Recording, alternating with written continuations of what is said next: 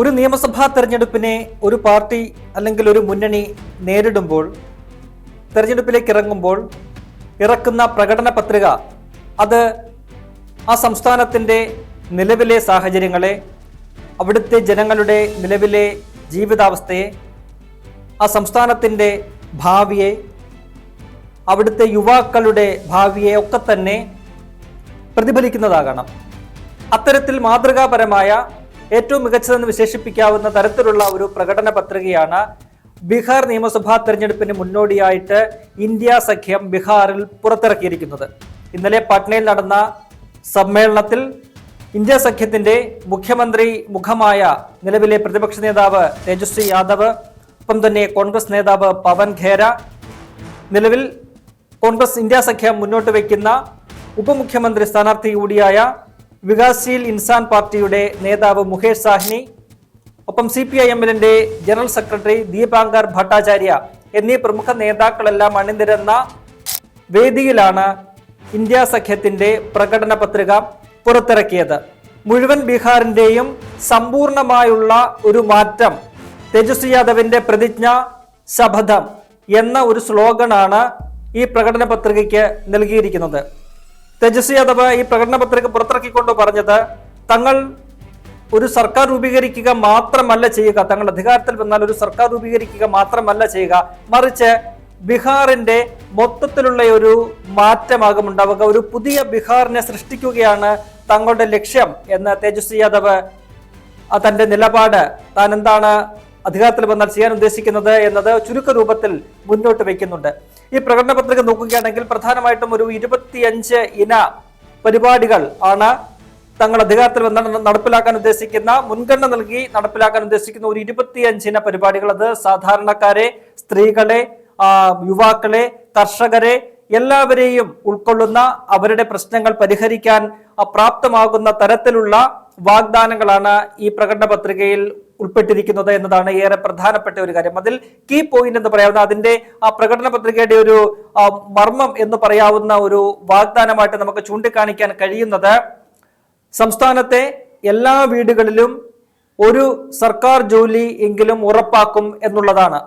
അതായത് എല്ലാ കുടുംബങ്ങളിലും ഒരാൾക്ക് ഒരു സർക്കാർ ജോലി ഈ സർക്കാർ ഉറപ്പാക്കും. അതായത് ഇന്ത്യ സഖ്യം അധികാരത്തിൽ വന്നാൽ ഉറപ്പാക്കും. അത് 20 ദിവസത്തിനുള്ളിൽ, സർക്കാർ അധികാരത്തിലേറ്റ് 20 ദിവസത്തിനുള്ളിൽ അതിനുവേണ്ടിയുള്ള നിയമം പാസ്സാക്കും എന്ന് തേജസ്വി യാദവ് ഉറപ്പ് നൽകുന്നുണ്ട്. നമുക്കറിയാം, ബീഹാറിൽ ഈ തൊഴിലില്ലായ്മയൊക്കെ തന്നെ വലിയ പ്രശ്നവുമായിട്ട് മുന്നോട്ട് പോവുകയാണ്. യുവാക്കളൊക്കെ തന്നെ ബീഹാർ വിട്ടുകൊണ്ട് മറ്റ് സംസ്ഥാനങ്ങളിലേക്ക് കുടിയേറി പാർക്കുകയും ജീവിക്കാനുള്ള മാർഗങ്ങൾ തേടി പോവുകയും ഒക്കെയാണ്.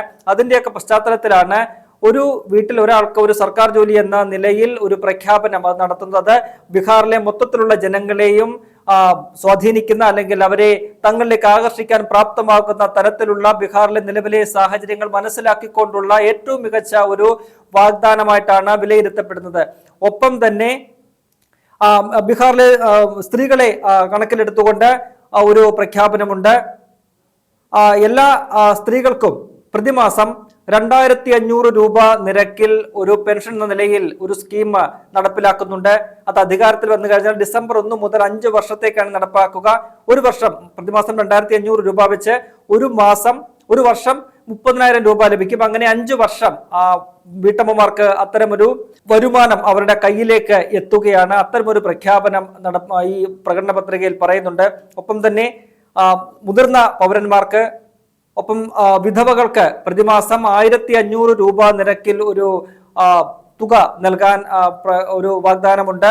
ഈ തുടക്കത്തിൽ അത് 1500 രൂപയായിരിക്കും. പിന്നീട് ഓരോ വർഷവും അത് 200 രൂപ വെച്ച് വർദ്ധിപ്പിക്കും. അതായത് 5 വർഷം കൊണ്ട് 1000 രൂപ വർദ്ധിപ്പിച്ച് അത് 2500 രൂപയിലേക്ക് എത്തിക്കുമെന്ന് പറയുന്നുണ്ട്. ഒപ്പം തന്നെ ഭിന്നശേഷിക്കാർക്കും ഒരു വാഗ്ദാനമുണ്ട്. അവർക്ക് പ്രതിമാസം 3000 രൂപ വീതമായിരിക്കും നൽകുക. അത്തരത്തിൽ സാധാരണ ജനങ്ങളെ ഒക്കെ തന്നെ പരിഗണിച്ചുകൊണ്ടുള്ള പ്രഖ്യാപനങ്ങൾ നടത്തുന്നുണ്ട്. കൂടാതെ ഈ തൊഴിൽ ഉറപ്പാക്കുന്നതിന് വേണ്ടിയിട്ട് ഈ സർക്കാർ അധികാരത്തിൽ വന്നാൽ 20 മാസത്തിനകം എല്ലാ മേഖലകളിലുമുള്ള തൊഴിൽ ഉറപ്പാക്കും, അതിനുള്ള പദ്ധതികൾ നടപ്പിലാക്കും, പ്രഖ്യാപിക്കുമെന്ന് ഈ പ്രകടന പത്രിക വാഗ്ദാനം ചെയ്യുന്നുണ്ട്. കഴിഞ്ഞ ദിവസങ്ങളിലൊക്കെ തന്നെ തേജസ്വി യാദവ് തന്റെ പ്രചരണ പരിപാടികളിൽ മുന്നോട്ട് വെച്ച ഒരു വാഗ്ദാനമാണ് ഈ വഖഫ് ഭേദഗതി നിയമം നടപ്പിലാക്കുന്നതുമായി ബന്ധപ്പെട്ട്. അത് നടപ്പിലാക്കുന്നത് നിർത്തിവെക്കും എന്ന ഒരു വാഗ്ദാനമുണ്ട്. ഒപ്പം തന്നെ വഖഫ് സ്വത്തുക്കളുടെ നടത്തിപ്പ് സുതാര്യമാക്കുമെന്നും ഈ പ്രകടന പത്രികയിൽ പറയുന്നു.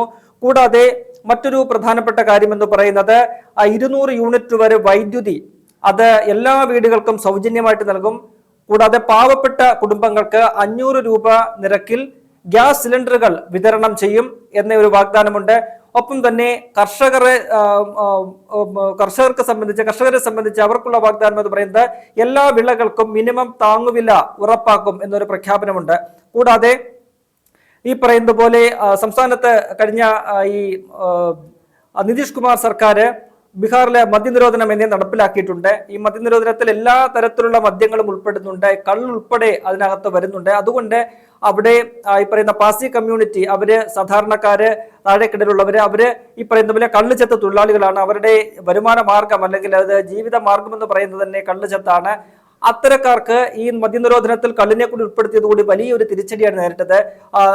ഈ പറയുന്ന പ്രകടന പത്രികയിൽ, ഇന്ത്യ സഖ്യത്തിന്റെ പ്രകടന പത്രികയിൽ പറയുന്നത് തങ്ങൾ അധികാരത്തിൽ വന്നു കഴിഞ്ഞാൽ ഈ മദ്യനിരോധനത്തിൽ നിന്നും കള്ളിനെ തങ്ങൾ ഒഴിവാക്കുമെന്നതാണ്. അങ്ങനെ ഒരു വാഗ്ദാനം കൊടുക്കുന്നുണ്ട്. അത് നടപ്പിലാക്കി കഴിഞ്ഞാൽ ഈ പറയുന്ന പാസി കമ്മ്യൂണിറ്റി, കള്ള് ചെത്ത് എന്ന് പറയുന്നത് കുലത്തൊഴിലാക്കിയിരിക്കുന്ന, ജീവിതമാർഗമാക്കിയിരിക്കുന്ന നല്ലൊരു വിഭാഗത്തിനും വലിയൊരു ആശ്വാസമായിട്ട് അത് മാറുന്ന കാഴ്ച ആണ് ഉണ്ടാകാൻ അവിടെ പോകുന്നത്. അതിനെയും വലിയ രീതിയിലാണ് അവിടുത്തെ ജനത അതിനോട് പ്രതികരിക്കുന്നത്. ഇത്തരത്തിലുള്ള വളരെ ജനോപകാരപ്രദമായിട്ടുള്ള പ്രഖ്യാപനങ്ങളൊക്കെ തന്നെയാണ് ഈ പറയുന്ന പോലെ ഇന്ത്യ സഖ്യത്തിന്റെ ഈ പ്രകടന പത്രികയിൽ പറഞ്ഞിരിക്കുന്നത്.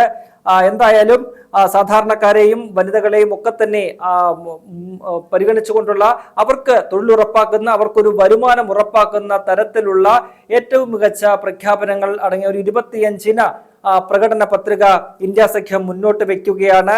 അതിന്റെ അടിസ്ഥാനത്തിലാകും ഇനിയിപ്പോഴുള്ള പ്രചരണ പരിപാടികളുമായിട്ട് ഇന്ത്യ സഖ്യം മുന്നോട്ട് പോവുക. ഇനിയിപ്പോൾ നാളെയും മറ്റന്നാളിലുമായിട്ട് രാഹുൽ ഗാന്ധിയും തേജസ്വി യാദവും ഒന്നിച്ചുള്ള പ്രചരണ പരിപാടികൾ, റാലികൾ ഒക്കെ തന്നെ ബീഹാറിൽ നടക്കാൻ പോവുകയാണ്. നേരത്തെ രാഹുൽ ഗാന്ധി അവിടെ വോട്ടറധികാർ യാത്ര നടത്തി ബീഹാറിനെ മൊത്തത്തിൽ ചലിപ്പിക്കുകയും അവരുടെ ബീഹാറിലെ ജനങ്ങൾക്കിടയിലേക്ക് ആവേശം വിതറുകയും ചെയ്ത കാഴ്ച നമ്മൾ കണ്ടതാണ്.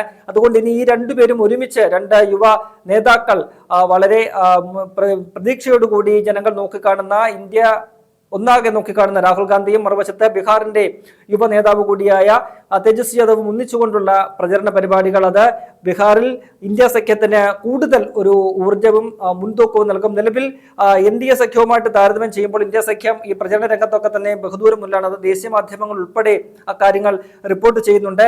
അതിനൊപ്പമാണ് ഇപ്പോൾ രാഹുൽ ഗാന്ധിയും തേജസ്വി യാദവും ഒന്നിച്ചുള്ള പ്രചരണ പരിപാടികൾ കൂടി വരുന്നത്. നിലവിൽ രാഹുൽ ഗാന്ധി ബീഹാറിലേക്ക് വരുന്നില്ല എന്നൊക്കെയുള്ള വിമർശനങ്ങളും ആക്ഷേപങ്ങളും ഒക്കെയാണ് BJP ഉൾപ്പെടെയുള്ള പ്രതിപക്ഷ പാർട്ടികൾ, അതായത് എതിർ പാർട്ടികളൊക്കെ തന്നെ ഉന്നയിക്കുന്നത്. എന്നാൽ അതിനെയൊക്കെ തന്നെ തകർക്കുന്ന രീതിയിൽ രാഹുൽ ഗാന്ധിയും തേജസ്വി യാദവും ഒന്നിച്ചുകൊണ്ടുള്ള പ്രചരണ പരിപാടികൾക്ക് നാളെയും മറ്റന്നാളും ഒക്കെയായിട്ട് ബീഹാറിൽ അവസരം ഒരുങ്ങുകയാണ്. അതിനുള്ള തയ്യാറെടുപ്പുകളെല്ലാം തന്നെ പൂർത്തിയായി കഴിഞ്ഞിരിക്കുകയാണ്.